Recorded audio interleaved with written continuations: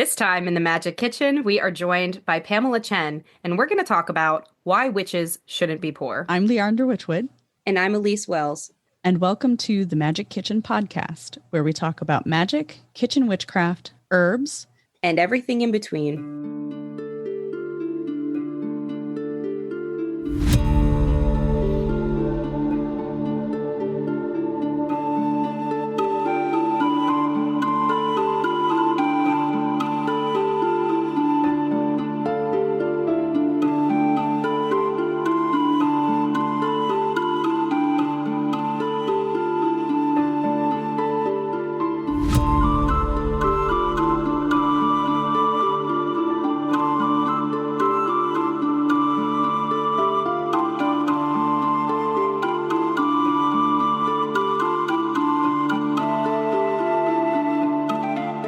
The Magick Kitchen podcast is funded and supported by thewitchwoodteahouse.com, offering a variety of hand-blended loose leaf teas as well as loose herbs for all of your ritual, spell work, wellness, and everyday enjoyment needs.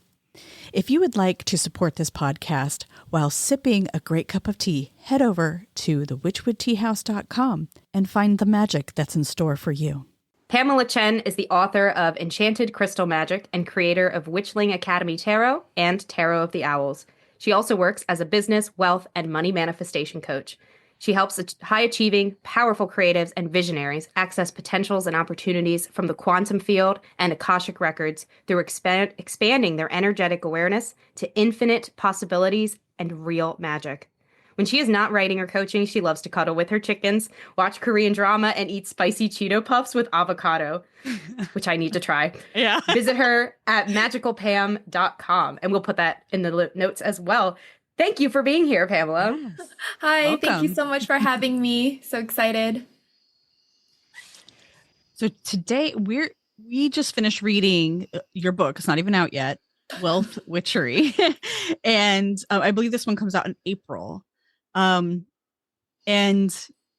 it was such a great book because we've had this conversation before with our listeners. I've had this conversation with my students in my containers and in my programs about wealth and the idea that witches need to advocate for ourselves in prosperity in general, not just money, because I know that seems to have like a visceral reaction for a lot of people. Is that your experience as well? Yes, very much so. I think I'm curious, like, how do you talk to people who just shut down? Because we've done summits with Wendy Mata that address like wealth and wealth for witches specifically. And she and I both experienced a lot of pushback on that. Just no, I can't ask for money. I can't advocate for myself in that way. What do you say to people who come at you with that attitude? Because that's a lot of your work is wealth, right? Yeah. So I think right now my audience, they actually understand more wealth and money because I talk about it a lot. But in the beginning, when I started my business, there was a lot of pushback, like you said, especially from spiritual magical entrepreneurs, because some of them actually believe that if they were to charge for their gifts, they would lose their magic or something crazy like that. And so it did come a lot. And I think I lead into it with my own story because I didn't have money and I was very poor. Like I couldn't even afford toilet paper because I moved out at a very young age. And one of the first things I discovered was money magic because I needed money. And so I went to a lot of psychics and they did help me. And one psychic was like my first money magic mentor and it really worked. And after that, it made my life a lot easier. And going from, not having money, hustling, working like 4 to 5 jobs, making good money to now doing something that I love and having money and abundance coming in, it's such a big difference. And I tell people I wouldn't want to, go back to that. And you just, when you receive the abundance, again, it's not just money, but money is very important. And I think that we need to stop ignoring it because we know as witches or magical practitioners, what we focus on is what we attract, right? And so if we ignore money, then money's going to ignore us. And I think that it just allows you to be who you are. Everybody talks about they want to be more authentic, right? They want to be authentic, their true self.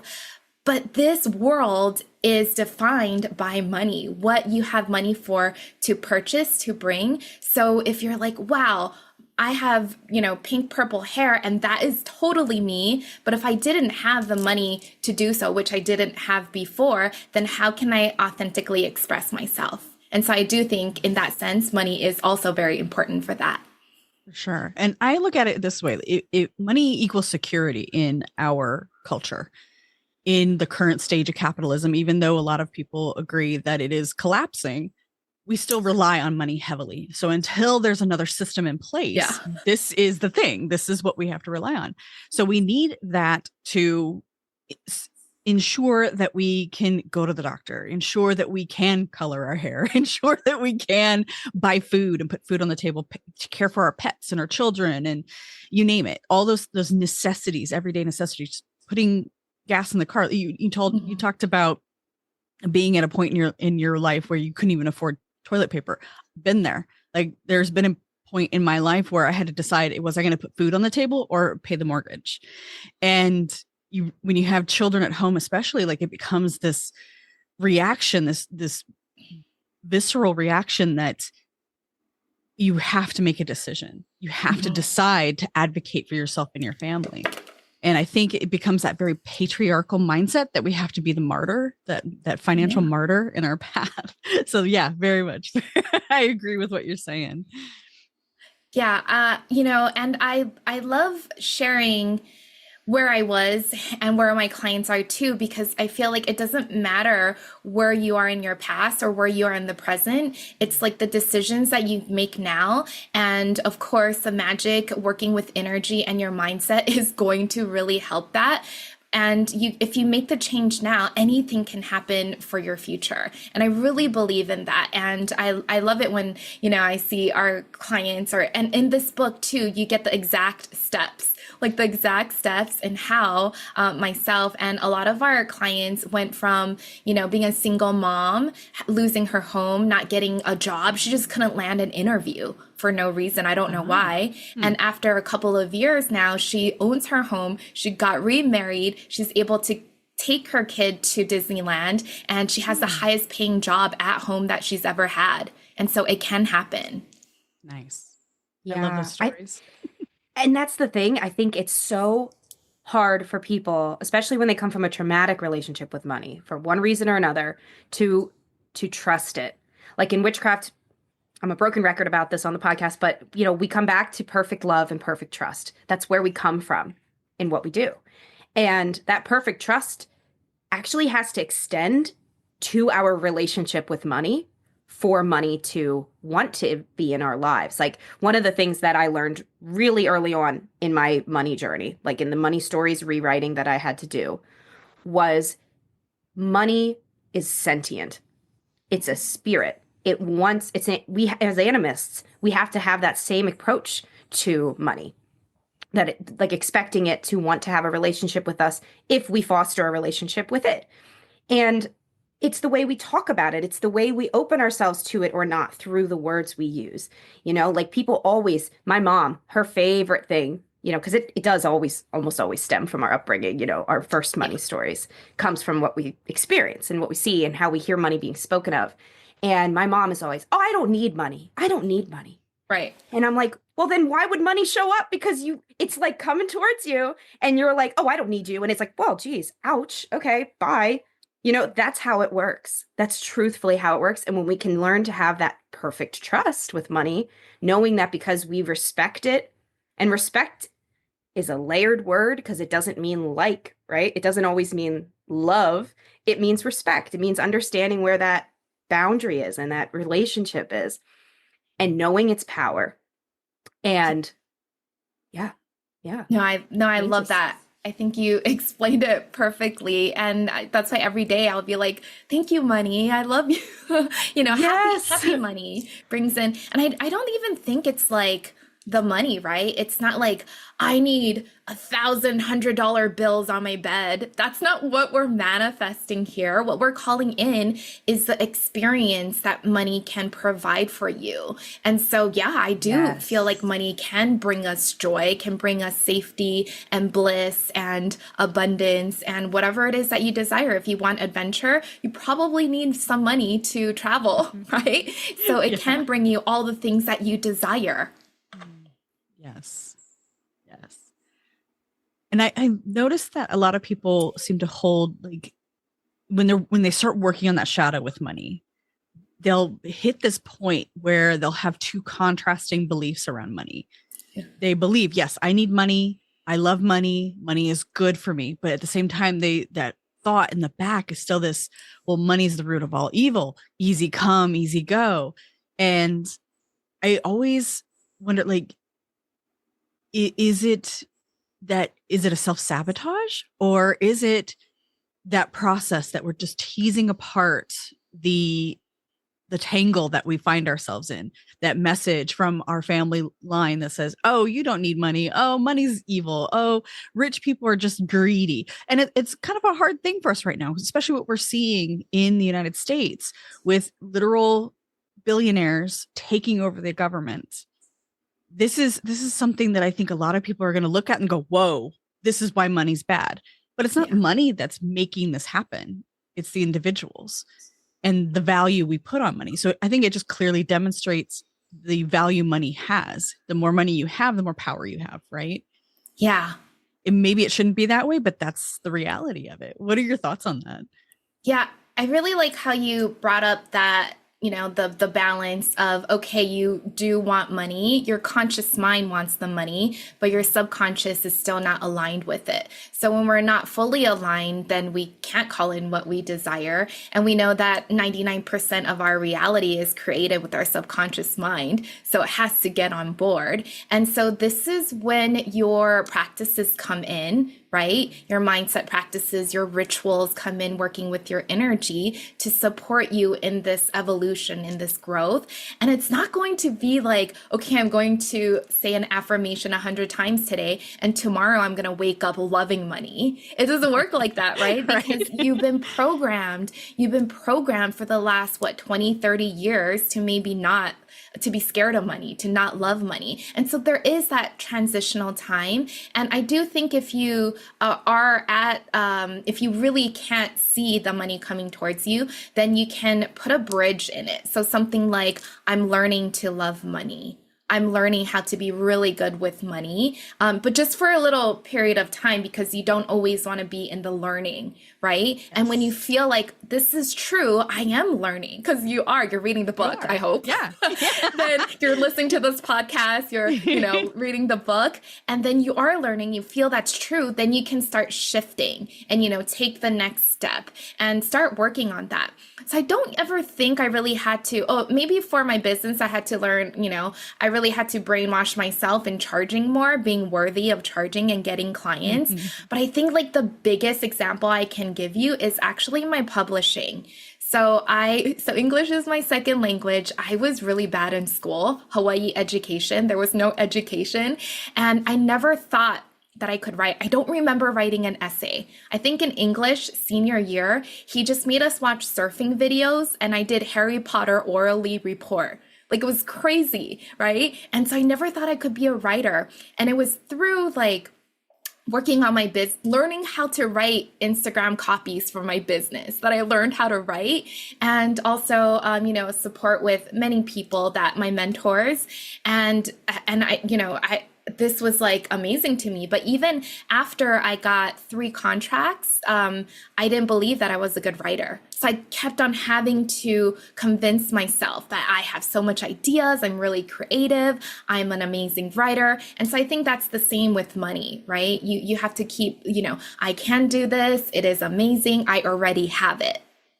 Yeah, I like that. And you give some really great exercises and ideas in the book to get people started.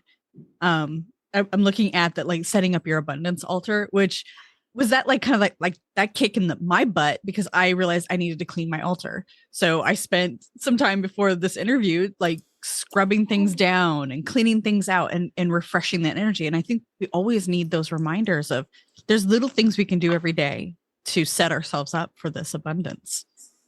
Yeah, I think having a physical space to hold your magic is very important. And it's something, again, that we can see and create energy with every single day.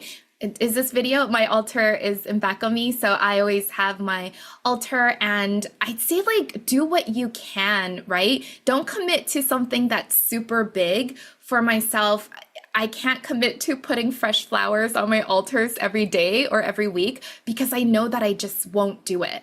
But maybe it's like you can drop a coin in there, drop a rock, drop a crystal, maybe light a candle or incense or something that you can connect with. And this is really honoring yourself and committing to your path and also the energy that you're creating in the reality.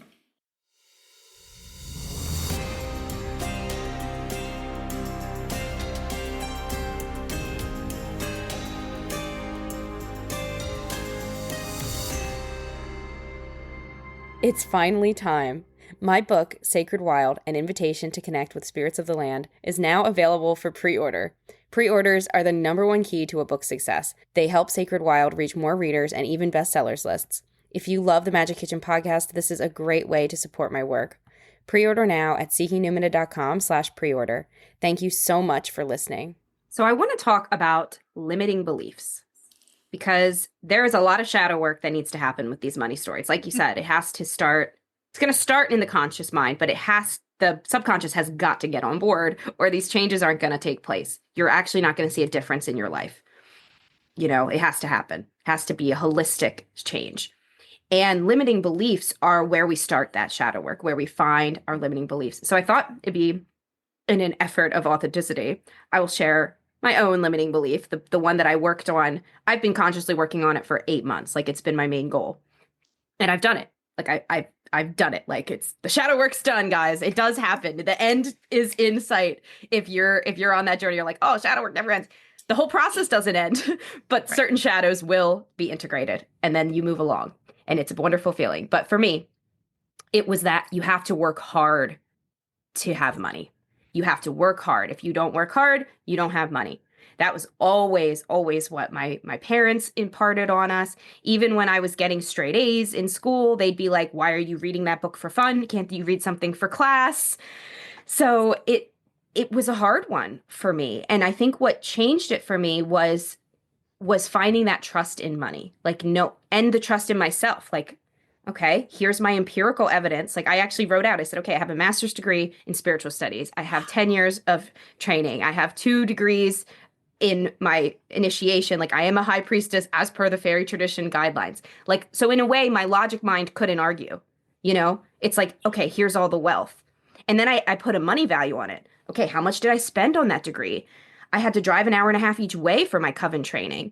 There was gas involved. There was car expenses. Like, it really adds up. And then you see your experience and you're like, well, of course I should be making more. And that is what did it for me. And then recognizing the hard work side is like, there's always hard work. I feel like I work hard, of course, but I'm working smarter. You know, sometimes when we think we have to work hard, we think, okay, I better be busy. I better work 8 hours a day. And it's like, well, maybe you don't have 8 hours in you today, but tomorrow you have 10 in you. You know, it's just a different way of, it's a lot of deprogramming, that one, actually, because the school system also prepares us to work in that way, and the factory model. So it is a very, very hard one to deprogram. That hard work doesn't have to look like the hard work you were taught it was. And money can come even without 90-hour work weeks. Oh, I love that you brought it up, because that's actually one of the first things that we have our spiritual entrepreneur clients do when they come into the academy, to write down all their certifications, you know, magical or not, and their experiences too, because that's very important. And then when they write it out, like you said, they're like, whoa, you should be writing a book, right? Like, wow, I have all of this magic, and that's your self-worth, right? We're discovering how much we are worthy, and how much that, you know, we can charge. And I think the hard limiting belief is a really popular one. I had that too, because, okay, like, online business is hard. Creating it is hard, I have to say. There's a lot of new things you have to learn. There's a lot of new stuff you have to do. And so in the beginning, I was the same as you. I was like, oh, this is so hard. And it wasn't until one of my really good friend, Lotus Guide, she was like, no, business is easy. And that literally flicked a switch in me. I was like, it can be easy. And ever since then, that's like been my motto. Business is fun and easy. And I just realized something, and it has been, even writing. Oh, I hate editing. So I hate. Oh my God, yeah. Right? Oh, I it's had the to worst part. brainwash myself to be like, editing is so fun. It's so fast.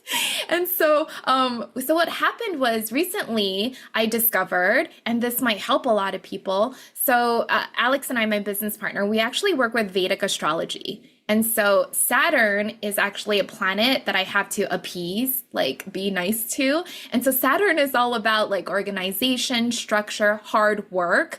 And I call him Uncle Saturn, but he really likes it when you work hard. And that's something that she's like, you need to add to your energy, I guess, to your mindset. And so what I've been saying is I don't hate hard work. I do work hard. But because I'm so organized and hardworking, it's fun and easy and fast. So maybe that can help a little bit, right? Because we like hard work. I like to work. And we also work with flow, I think. So That's exactly what I was gonna say. Work with flow. Wood snake year. Yeah. Sometimes I won't, sometimes I'm just so ADD, like I can't even sit down and type. And okay. So I'm just like, this is not my day to type, Maybe I'll work on something else. I'll be productive in other things. And then sometimes when you get that energy, you can type for like 8 hours and then you're like, wow, I got so much things done. And so I think it's also learning your own energy and how you work, trying not to force it. You'll definitely get a lot of work done and hard work in an easier way. Yeah, for sure. Yeah, that's one thing I've had to reprogram myself in because I run 2 businesses and I have to navigate a house and I have a teenager. And so some days I'll work 6-7 hours and then I'm done. It's like 1 o'clock rolls around, I'm done. But then other days I'm going till 10 o'clock at night. So yeah, for sure. Yeah.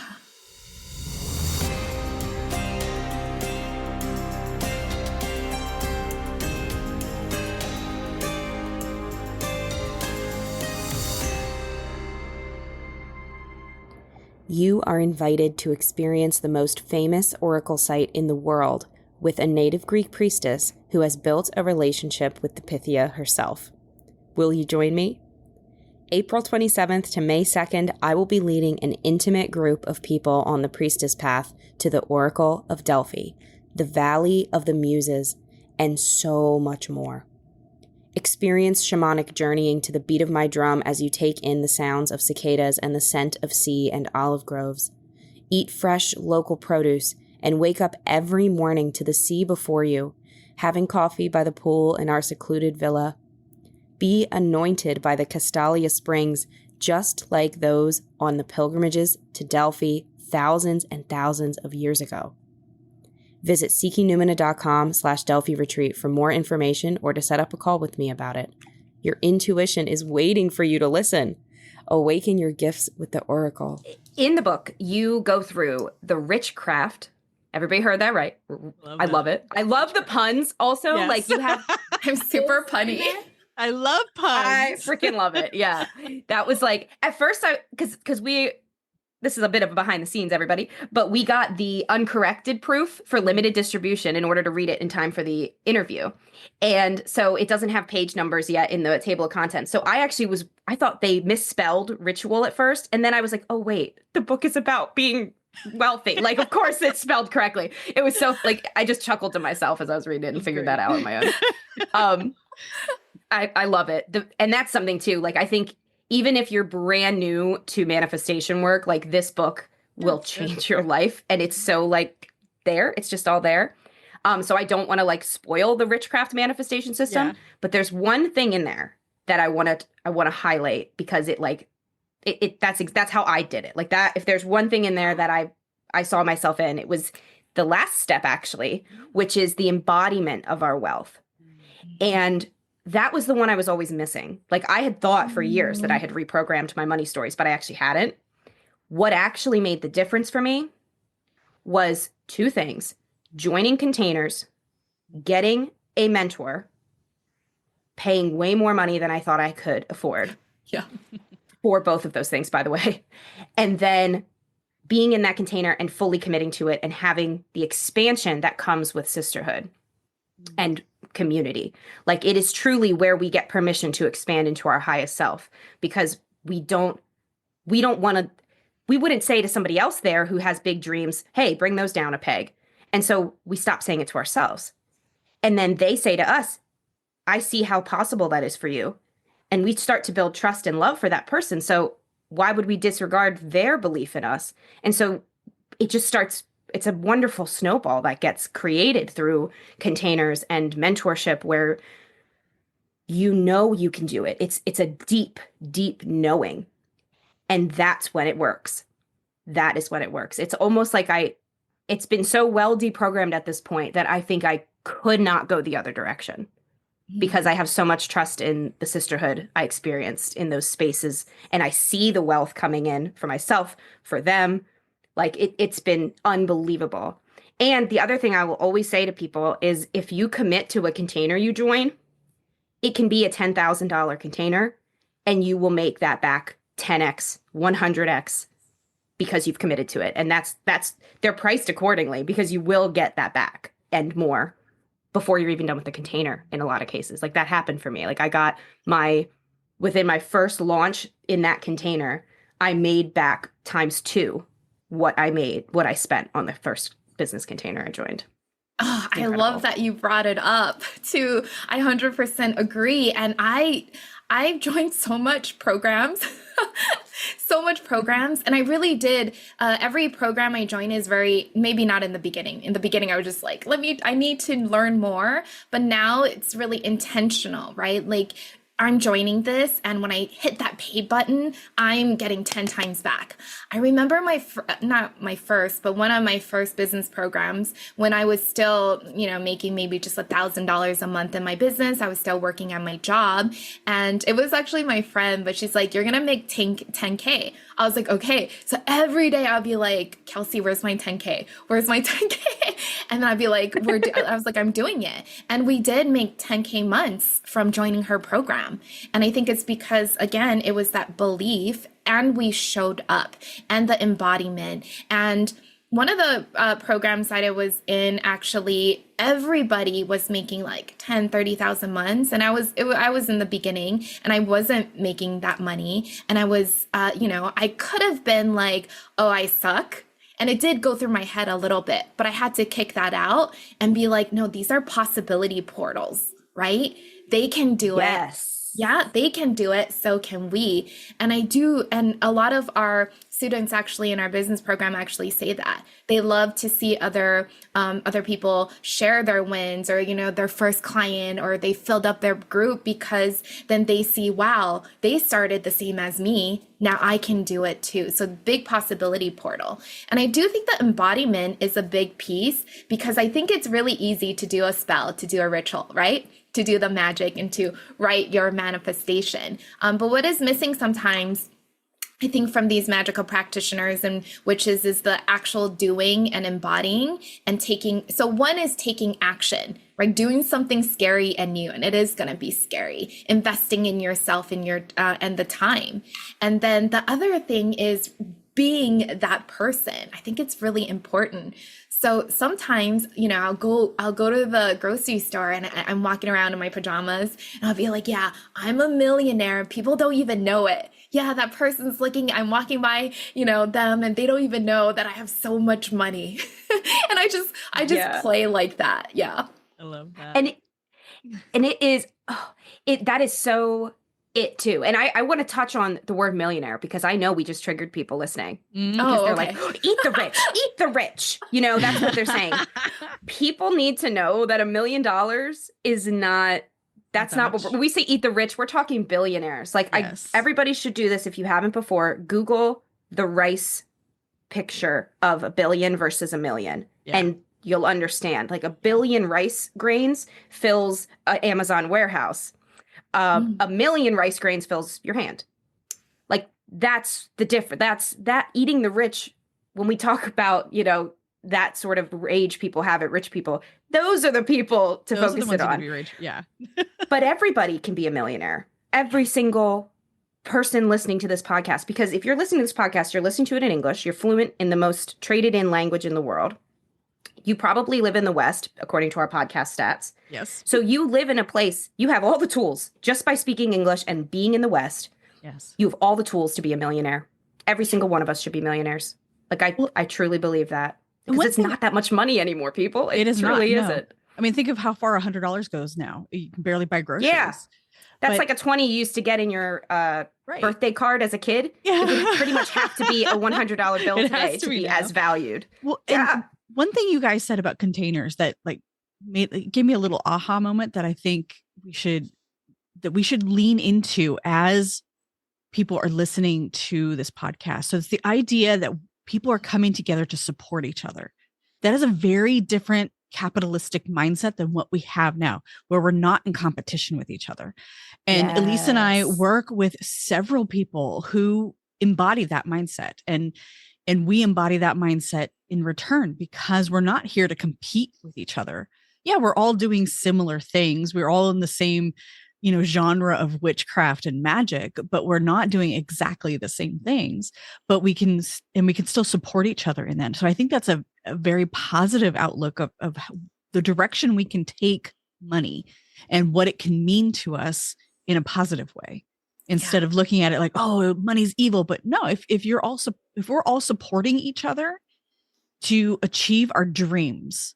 And let's face it, whatever dream we have, it's going to take some money to get there, right? Whether you want to open a rescue or you want to, I don't know, own apartment buildings, whatever your dream is, like you're going to need some cash flow to make that happen.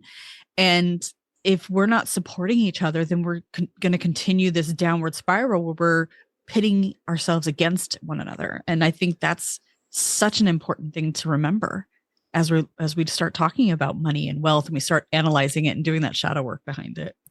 Yeah, I think, can you just imagine if all of the witches, the unicorns, the healers were million billionaires?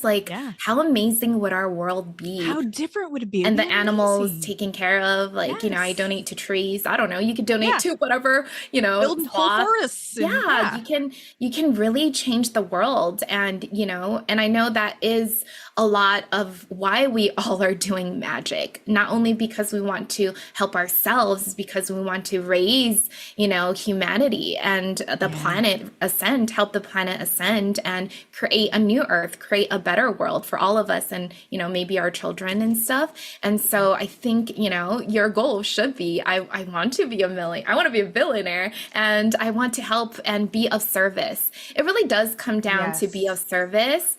As when you are doing magic, when you are helping others, but also you can lead with service. We do, but remember that don't ignore money. So there's a lot, I think I've gone through a lot of coaches that were like, be of service, don't talk about the money. And I think that is wrong though. I'm going to come with that, because then again, like we talked about in the beginning, if you ignore it, it's not going to come, right? We need to focus on both and, unity, be really harmonized in all the things that we're doing. Yeah. Yeah. And it's interesting that money, we can't not talk about it because it's around all the time. It just becomes rude. It's like not talking about, one of your kids who's sitting on the couch next to you. It's like he's right there. How rude. And that's the thing. I think people feel like they have permission to be rude to money because the system is rude to us. Yeah. But something I always remind people, this was a big shift for me when I realized it, is wealth is a feminine frequency. Every god and goddess who is associated with abundance is a woman. It's a femme presenting god or goddess. And they have the wealth and abundance that nature has, the prosperity that nature has, is everywhere. Like we never are like, wow, that oak tree thinks pretty highly of itself dropping all those acorns. Like we don't ever question the abundance how in dare nature. Yeah. Wow, that river's pretty high for its britches. I don't know about you. Like we don't do that. So why do we do it to each other? Because we're just nature as well. My favorite quote about land is from a teacher, Kyron Armand. He says, "We are just the land on legs." Mm-hmm. And if the land deserves abundance, we all agree it does. We agree the earth deserves anything she wants. She deserves her best self. So do we, because we are extensions of her. We're not separate from her. If this approach to abundance mindsets appeals to you, I'm hosting an in-person workshop in Havre de Grace, Maryland, March 8th, 2025, on how to use natural magic for abundance work and how to reframe your mindset in the way that nature asks us to experience abundance as she knows we deserve. Visit seekingnumina.com/events for ticket info. And I think you can think of it like this. So I was actually a dealer at the Las Vegas Strip. I dealt like blackjack and roulette for over 15 years. And oh my gosh, that's so cool. And so, my audience was drunk people, men mostly, and I would talk to them about magic. I'd be like, yeah, I got my first tarot card contract. And they'd be like, what is a tarot card? I was like, it doesn't matter. Or like unicorns and manifestation. I don't care. I just tell them, right? But it's the same thing as if I was to talk to someone about money, right? They don't understand, but so if you think about it that way, think of when you talk to someone about magic. They didn't understand, but that doesn't mean it's not true or it's bad, right? We can't judge it, and it just is. And so if we want to love money and magic, we can do both. I love that. It's like we can't see atoms, but they make up everything. So they're there. So yeah, don't disrespect the atoms. Don't disrespect the money. And I want to go back to something that you said. There was a quote in the book that I wrote down where you said, if they have it, so can I. Like that's the mindset to have about wealth. Whenever I'm reading tarot for somebody and they get the 3 of Swords, they're always like, oh God, oh no. And I said, no, this is great. It means you're feeling jealousy. Maybe you're even feeling rage. And that is something, that's a compass. That's an opportunity for you to recognize, whoa, hey, why am I so jealous of her? Oh, you know what? I have been trying to grow my hair out for a long time and her hair is really long. And so instead of like hating her, go over and be like, hey, what's your technique? How did you grow your hair so long? Do you have any tips for me? And I've never experienced an opportunity where jealousy arose. I could figure out, sometimes it takes longer than, a minute like that, but we recognize what in it triggered us. Like, why did that trigger me so much? And then we recognize, okay, that I actually want that they have. And there's been times where I actually go to that person and I'm like, hey, I really admire in you, your ability to do this. Do you have any advice for me? And I've actually never not had them help me. They always give advice. They're always like, yeah, actually I did this, or, oh, I took this class, or and at every turn, I'm ready to take advice from someone I respect. Like my motto is never take advice from someone who you wouldn't want some aspect of their life from them. Like if you Freaky Friday'd with them tomorrow morning, would you run screaming off a cliff? Or would you be like, okay, this is all right. I can do this. If you'd be cool with their life, and at least in some capacity, at least in the area you're getting the advice on, that's who you take advice from. Otherwise, you don't. And it's the same with, that jealousy, that triggering. Like sometimes we get so triggered by somebody and we don't stop to even question why. We just are like, no, I hate them, and it's like, go within, take your time on it. Why? Why does your higher self want you to feel so strongly in reaction to that person? Because that's the way the higher self has to get us sometimes, is through the lower vibration emotions of anger and frustration and jealousy and rumination, because maybe we're not responding to the higher vibe stuff yet. So it starts you there, and it's a teaching tool. Jealousy is always a teaching tool. Yeah, I definitely do feel I have gotten really triggered by some coaches sometimes, when they post like their earnings. And usually I love money, but sometimes I remember there was this one coach and there was nothing out of ordinary that she was doing. And I was just like, and then I was like, whoa, because I've been trying so hard and I'm not there yet. And so that was like my jealousy. And I do agree with you. I don't think we should again, push down, shove down if we're sad or mad or frustrated or even jealous, because then it'll just build up and explode and we're not clearing anything. We're not moving forward. We're just, again, sweeping it under the rug and the lump is there, right? And so we should always analyze what we are feeling, and we don't have to think of it all the time, right? It's not like I'm sad, I'm sad, I'm sad, but you can be like, I'm feeling this way right now. Why is that? And you can shift it. You can figure out the solution. And when you're able to shift that, because again, the soul is telling you that maybe you're not in alignment with what you're doing. So if you hate your job, and if you hate where you are right now, and I've been there, right? Then your soul is telling you maybe this is not the right place for me. So what do you want instead? What do you want instead? And you figure it out. I want more money. I want better coworkers. I want a better environment. And then you go out, embody that, go out and take action and get it. So I've gone through, I think, over like 25 jobs since my, since it was a lot of jobs. And that's because I was always searching and looking for something that I felt good in. Yeah. And that's such a great point to make, that we shouldn't be ruminating on, oh, I'm sad, I hate this job, or like, when we're in the shadow, when we're recognizing those shadows, we're supposed to sit with those feelings, but not more than 90 seconds. If you can't come to some sort of epiphany or resolution or understanding or just a different perspective in 90 seconds, then you're stuck in a pattern and you're stuck in that mindset. You've programmed your mind to feel this way. Like Dr. Joe Dispenza says, if we are addicted to this emotion, you become addicted to the emotion. And I 100% align with that. I love the way he explains that, because we become addicted to our misery, where it just becomes part of our personality. What is it? A mood is something that's occasional, then it becomes a temperament, then it becomes who you are. And we can choose to change that. And I love that you brought that up, because if you're stuck in that, oh, I'm sad, I'm lonely, I hate my job, or whatever you're telling yourself, if you say that enough times, you are creating those neural pathways. You're teaching yourself to be miserable. And you're teaching the universe you love it. You love being miserable. Yes. No, we don't want it.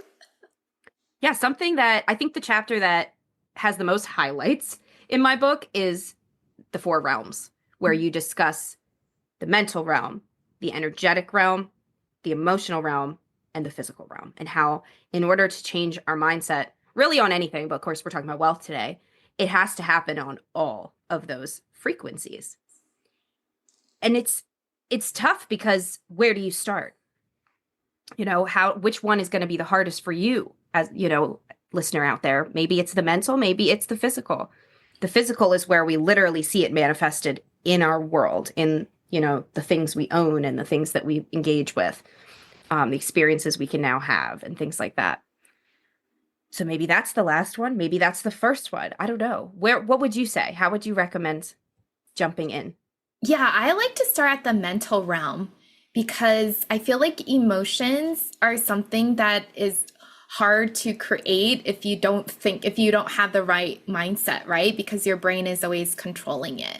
And so I like to start at the mental realm, and I think mindset work is really easy. I mean, I think the hardest part is committing to it and actually showing up to do it. But once you have, a strategy or a system that works for you, and the wealth scripting inside of Wealth Witchery is very powerful. I do that every single day still. And that, just like retraining your mind, right? That is going to be very powerful. And that leads to you having different emotions and showing up in different energy. And so the emotions, Dr. Joe Dispenza, I love him. And I think he was one of the first to help me realize that emotions is a really powerful thing, because actually before I was running away from my emotions because I guess they weren't so great. And so I didn't want to deal with it. Right? You don't want to deal with the feelings or, talk about feelings. I know a lot of people don't. But it's not really about that. I think the emotions we tap into for the 4 realms and for Wealth Witchery is, how do you want to feel? And when you can bring that in, your mind is where you like think of an arrow. Your mind is the intention. So you send out the arrow, right, into like the quantum field or wherever in the energetics. And your emotions are really like the magnetic pull where you hit that bullseye and you can like pull it into you, and it's going to create that connection. That's how you instantly manifest things or accelerate your manifestation, right? If you only have the intention, but let's just say you were saying your affirmations or mantra or you're doing your ritual, but you're not really feeling it, there's going to be no charge. You're just doing the thing. It's not going to work, right? And so if you're wondering why maybe your spells or rituals aren't working, are you really present in your ritual? Are you feeling it? And then so with that emotions is really powerful. Your heart is very powerful. It'll pull it in, and that will change also your energy. And we have to keep our inner energy container clear, because just like an iPhone, right? You know, not anymore, I don't really get it, but before it used to be like memory full and you had to delete photos, right? Memory full, delete photos. And so your energetic container can only hold so much, good things or bad things. And so you always have to delete, right? Delete the things that you don't want, the beliefs or the emotions and the energy that no longer serves you, so that you can call in bigger and better things, opportunities, possibilities. But the good news about that too is you can expand your energetic container. And how do you expand it? By getting out of the comfort zone, by being uncomfortable, right? And then that leads to the physical realm. So this one was actually, it took me a long time to learn this, maybe about 5 years ago when I was working with, I do believe it was like my voice healing coach, and we were healing a lot of things through voice. And she was like, you're not in your body. And I was like, what do you mean? I do a lot of grounding stuff. I'm like holding rocks, you know? And we found out that because when I was young, I did get locked in the bathroom if I was bad. And when I was in the bathroom, I would just naturally get out of my body. And I'm sure maybe a lot of you relate to this. We escape. Right? We escape the physical and we go up. Maybe I didn't know it at that time, but I was escaping. And, you know, we go into the Akashic records, we go into another realm, and it's so loving there. It's so fun and sparkly. And what happens is we're not coming back into the body. And so your manifestations are going to be really powerful when you bring it into the physical, because this is where we're living. So if we're doing all of the stuff in the energetics, right, the magical realm, the unseen realm, you still have to bring it into this world. And so I think that's very important to have all four realms. And I've seen this, so my business partner, Alex, she works with the Vedas, which is ancient wisdom that's written over 5,000 years ago. And through this, they actually also have a system, and it's basically what we all know. It's these realms and more. And so, you know, even texts from 5,000 years ago say that you do have to work with the mental, the energetics, you know, the emotions and the physical body. And so I do believe that working with this in harmony, and it's a practice. It's a practice. It will definitely get you to where you desire to be. Oh, for sure. And you definitely can't be an armchair witch when you're working with this magic. I love that. Yeah, you have to dig in. You have to do the work. Yeah. The physical was the hardest one for me too. That was the final, like embodiment. I started an embodiment practice last March. And yeah, like you said, it's a practice. It's continual, but it's completely changed how I show up in all aspects of my spiritual practice, and especially with money. I do have to say this about embodiment, like wealth embodiment.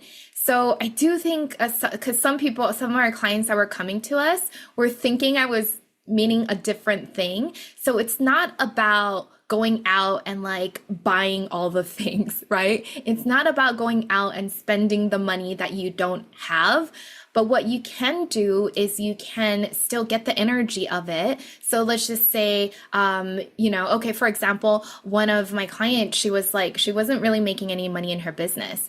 And so she booked a one-night stay, she could afford that, at the Ritz-Carlton. And she was like lounging around there and she felt really wealthy. And she didn't even have dinner. She just had like coffee at the cafe and she just like felt the energy. And I swear that the next week she got like a $50,000 contract. You know what I mean? Nice. And so it's not about going out and like buying that Chanel or Louis Vuitton purse because you're rich, but you can walk in and you can feel the energies, right? Yes. Or you can, maybe if you want to own, I don't know, to be on a yacht or something, you can walk by the boats. I don't know how that works, wherever they're parked, right? Go to the marina. So, yeah, the marina, yes. So it's not about like having the thing, but maybe if you're like, your European vacation, you can start researching online in it, feeling it, where am I going to stay? And then when you manifest the money, then you get it, or even for free, right? You never know.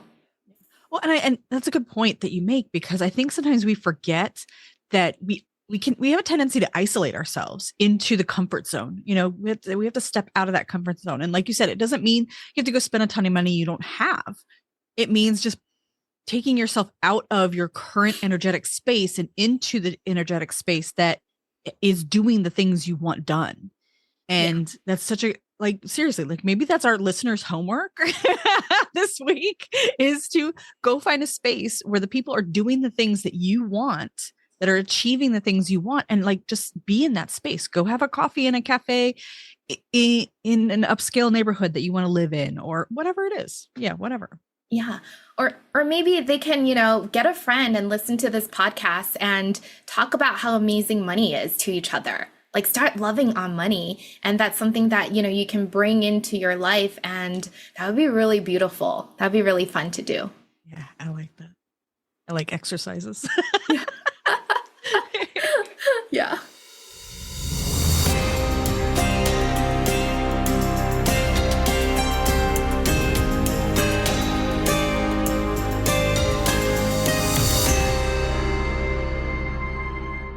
If you're a serious practitioner teetering on the cusp of progress, it's time to step into true spiritual mastery.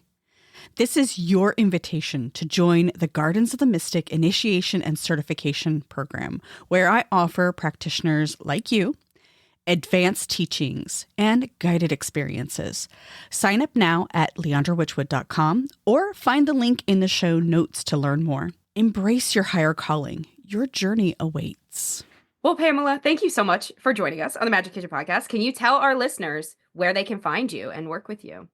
Yeah, so I'm on Instagram, Pamela Unicorn, and everything I post and the link for all the things that I'm promoting is in my bio on Instagram, Pamela Unicorn. So you can find all of that. Me and my business partner, Alex, usually host like a free event every single month. And so it's really fun. We want to give back, of course. And it's anything from manifesting magic to money, to business, to spiritual, to finding your purpose. So, and right now we're on, the galactic star being. So it's a lot of fun. Yeah, everything is on there.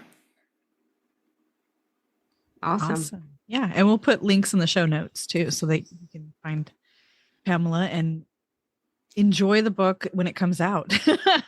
Yeah, pre-orders are probably open now? Open, yeah, it's open. I think it drops April 8th. Okay. So, perfect. But pre-orders right now, everywhere. Yeah, pre-orders are important, people. For those who don't know, that is how a book's success is determined. Yes. You cannot be a bestseller if you don't hit your pre-orders numbers. So, yeah, if you enjoyed this episode, definitely go pre-order Pamela's lovely book. I can't recommend it enough. Yeah. Thank you, ladies. Thank you so much. Thank you, everyone. It was great talking to you. Thank you for joining us. It was really fun. Merry meet, merry part, and merry meet again. Thank you for joining us on the Magick Kitchen podcast. Please visit my website, leandrawitchwood.com, for news, information, and more episodes. I'm Elyse Wells, and I can be found at Seeking Numina on YouTube, Instagram, and Facebook, and seekingnomina.com. That's Seeking, Numina.